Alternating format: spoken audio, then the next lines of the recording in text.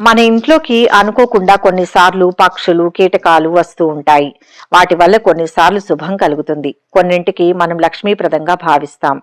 ఎటువంటి పక్షులు మన ఇంట్లోకి వస్తే శుభం కలుగుతుంది, మన ఇంట్లోకి రాకూడనటువంటి పక్షులు ఏవి అన్న విషయాలను ఈ వీడియోలో తెలుసుకుందాం. అంతకంటే ముందు మీరు మొదటిసారి మా ఛానల్ను కనుక చూస్తున్నట్లయితే వెంటనే సబ్స్క్రైబ్ చేసుకోండి.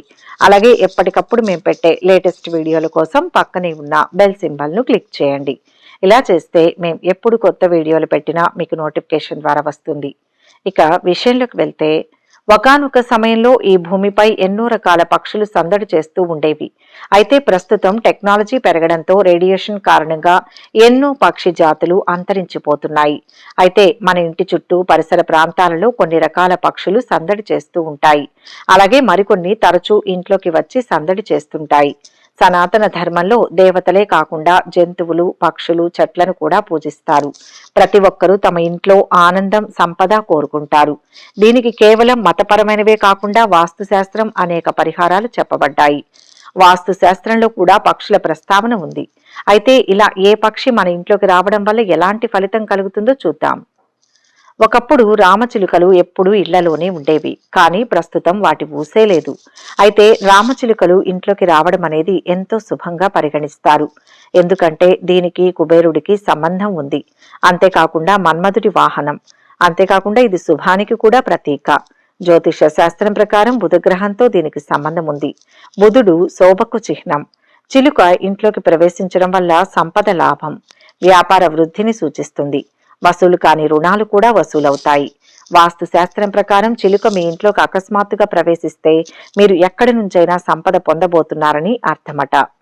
గుడ్లగూబను లక్ష్మీదేవి వాహనంగా భావిస్తారు. మీ ఇంట్లో లేదా ఇంటి చుట్టుపక్కల గుడ్లగూబ కనిపిస్తే అది మీకు మంచి జరగబోతోందని సంకేతం. అలాగే గుడ్లగూబ ఇంట్లోకి వస్తే ఇల్లును విడిచిపెట్టాలని కొందరు పెద్దలు సూచిస్తారు. కానీ గుడ్లగూబ లక్ష్మీదేవి వాహనం. ఇది ఇంట్లోకి వచ్చిందంటే వారికి శుభాలు జరుగుతాయని అర్థం. అనుకోకుండా ఇవి ఇంట్లోకి దూరినా ఎలాంటి భయాందోళన చెందనవసరం లేదు. కొన్ని పిచ్చుకలు, పక్షులు లక్ష్మీ వాహనాలు. వాటి మీద లక్ష్మీదేవి తిరుగుతుందని అంటారు. పిచ్చుకలు ఇంట్లోకి వస్తే ఆ ఇంట్లో కళ్యాణం జరుగుతుందని అర్థం. అందువల్ల పిచ్చుకలు ఇంట్లోకి రావడం శుభ పరిణామమే.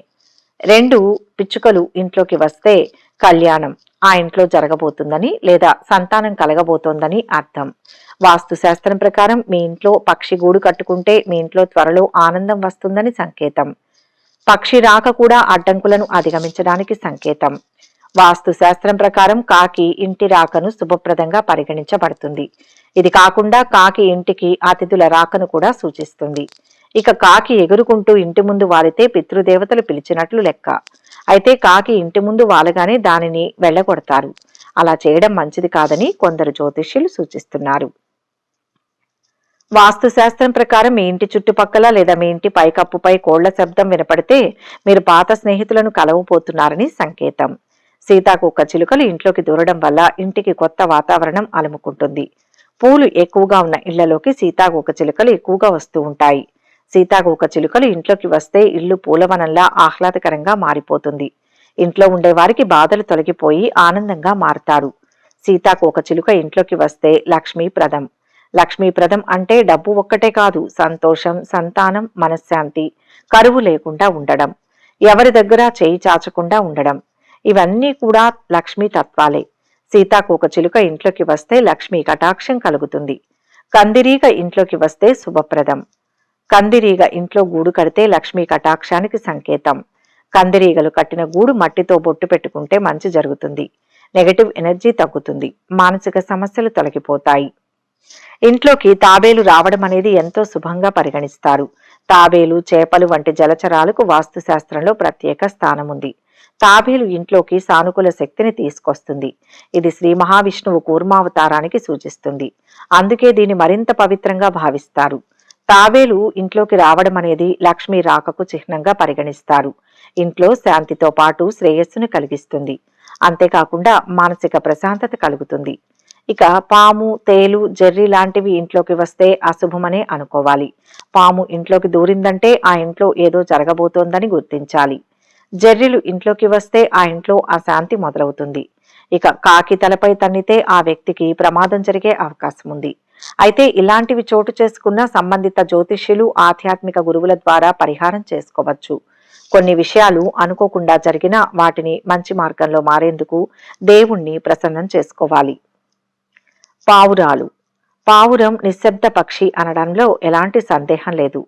అయితే ఇంట్లో కపోతాలు ఉండడం అశుభంగా పరిగణిస్తారు. ఒకవేళ ఇంట్లో పావురాలు ఇంట్లో గూడు కట్టుకున్నట్లయితే హాని వాటిల్లుతుంది. ఎందుకంటే పావురం రాహువుకు సంకేతం. ఇది ఇంట్లో ఉండడం వల్ల ఆ ప్రదేశం నిర్జనమై ప్రతికూల శక్తి ప్రవేశిస్తుంది. ఫలితంగా వైఫల్యాలను ఎదుర్కోవలసి ఉంటుంది. అలాగే నమ్మకం కూడా ఉంది. జీవితంలో ఆర్థిక సమస్యలు ఎక్కువగా ఉంటాయి. గబ్బిళం. గబ్బిళాలను అత్యంత చెడు జీవులుగా పరిగణిస్తారు. ఆధ్యాత్మిక విశ్వాసాల ప్రకారం ఇంట్లో గబ్బిళాల రాక అశుభంగా విశ్వసిస్తారు. అయితే ఇది పగటి పూట కనిపించదు. కేవలం రాత్రి వేళల్లో మాత్రమే ఇంటికి వస్తుంది. ఇలా రావడం వల్ల ప్రతికూల శక్తులు ప్రవేశిస్తాయి. ఫలితంగా జీవితంలో ఇబ్బందులు ప్రారంభమవుతాయి. అంతేకాకుండా కుటుంబ సభ్యుల ఆరోగ్యం కూడా క్షీణిస్తుంది. ఇది దెయ్యాల మాదిరి తలకిందులుగా వేలాడుతుంది. ఈ వీడియో కనుక మీకు నచ్చినట్లయితే లైక్ చేయండి, షేర్ చేయండి. మరిన్ని ఆసక్తికరమైన విషయాల కోసం మా ఛానల్ను సబ్స్క్రైబ్ చేసుకోండి.